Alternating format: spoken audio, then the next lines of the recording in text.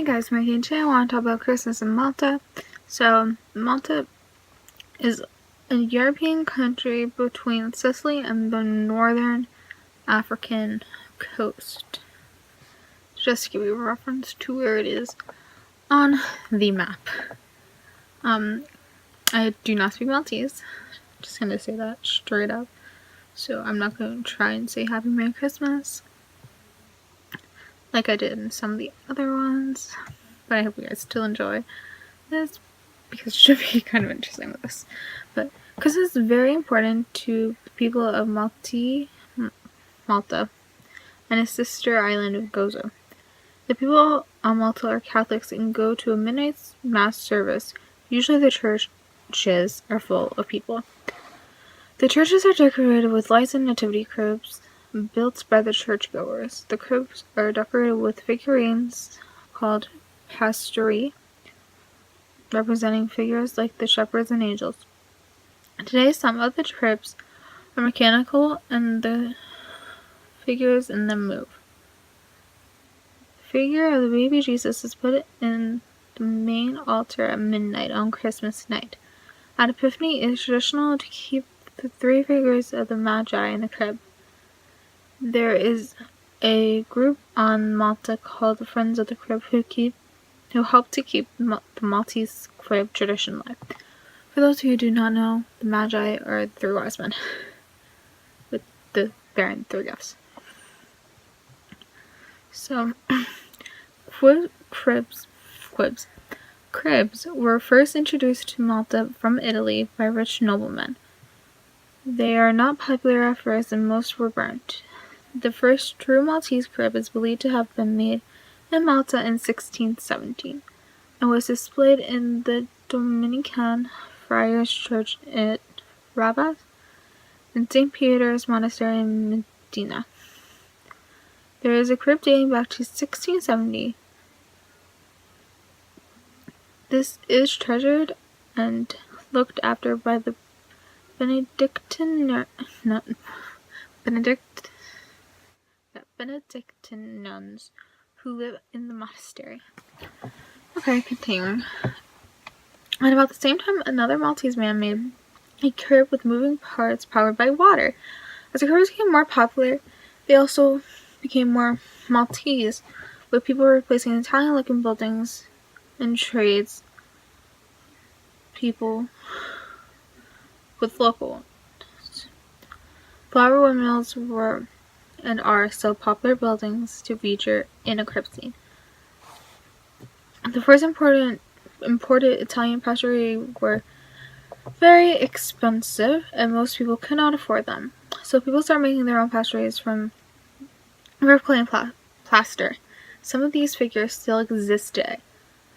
Modern pastories are now often made of plastic. By the early to mid 20th century, cribs were thought of as old-fashioned and not very popular anymore. To stop the decline of Christmas, in 1907, a priest called George Bricka founded a children's charity in the city called Museum. In 1921, he started a tradition of having a Christmas Eve procession with a life-size figure of baby Jesus being carried at the head of the procession. At sunset on Christmas Eve in 1921, Fra Diego Street in the town of Hamrun was crowded with children and adults ready to take part in the first procession. In these days, street lighting was very poor in Malta, and so many people brought lanterns with them to help them see their way during the procession and to shed light on the statue of baby Jesus, carried shoulder high by four boys. The different types of lamps included gas-powered bicycle headlamps, oil lamps used on farm cars, color paper lanterns, Venetian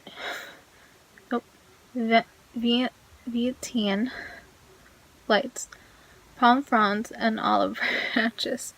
The idea became very popular with people of all ages until the very special Maltese tradition started. These processions are still popular today and form part of the Christmas Eve celebrations.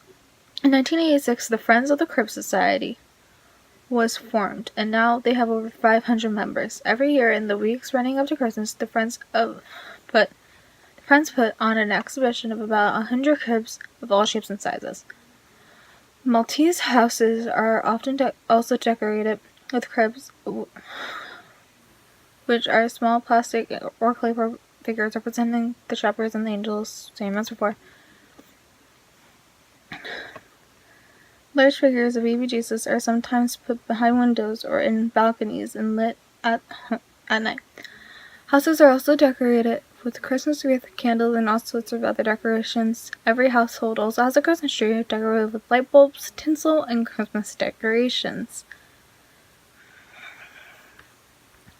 A traditional sow wheat, grain, and canary seed, gubina, on cotton bud, in flat pans 5 weeks before Christmas. These are left in dark corners in the house until the seed produces white grass-like shoots. The pan with the fully grown shoots are then used to decorate the crib or the statue of baby Jesus. One Maltese Christmas tradition is the Xxmarykatebeautyxx, which means the preaching of the child. A boy or a girl, normally aged 7 to 10, does the preaching of the sermon at the midnight mass instead of the priest. That's interesting. The children learn the sermon by heart and start learning it 4 or 5 weeks before they preach on Christmas Eve. The parents are also very excited and nervous about the performance, as they would have helped the children learn the sermon. The boy or girl tells the story of the birth of Jesus in Bethlehem and is encouraged to give their sermon a personal delivery, which will touch the hearts of churchgoers. Giuseppe delivered the first known Christmas Eve sermon by an altar boy in 1883, and the parish church of Lucca. It has also become common for local churches to organize a mini pageant with children dressed up as shepherds, Joseph and Mary carrying a baby doll representing Jesus and acting out the story of the Nativity. Music enactments start at 11 p.m. and is followed by a high mass at midnight. The popular Maltese carol is Nini la Debeautyxx, which means sleep and cry no more. Written by Jesuit priest, Father Andrew Chambry Philippa, for Maltese migrants in Tunis.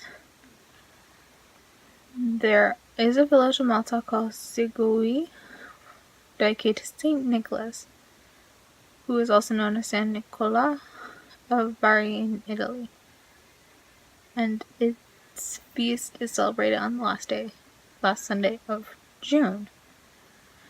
Children in Malta get their presents from Santa Claus on Christmas night. Sometimes Father Christmas comes knocking at the door early on Christmas night delivering presents. Schools in Malta often hold a Christmas concert most of the children take part in. It consists of Christmas carols, plays with a Christmas theme, mimes, and poetry recitals, etc. Is enjoyed by the children and teachers alike. Christmas parties are also often held in each class. Sometimes the children bring over food which their parents prepare at home and which is shared with everyone in their class. Gifts are exchanged and sometimes money is collected which is then given to charity. That's actually kind of cool. A concert and Christmas party is held every year at the residential home for the disabled in Sigui.